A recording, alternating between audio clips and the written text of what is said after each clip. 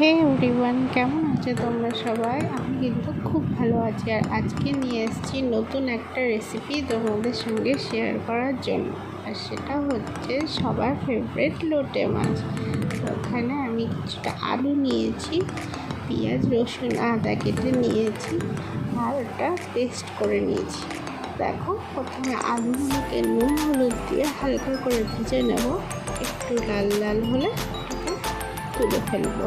তারপরে তেলে পেঁয়াজ কুচি, আদা রসুনের পেস্ট যেটা করে রেখেছিলাম, টমেটো কুচি আর কিছুটা কাঁচা লঙ্কা দিয়ে ভালো করে কষিয়ে নেব।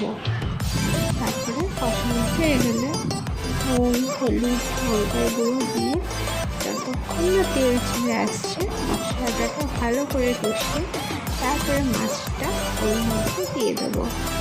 তারপর মাছ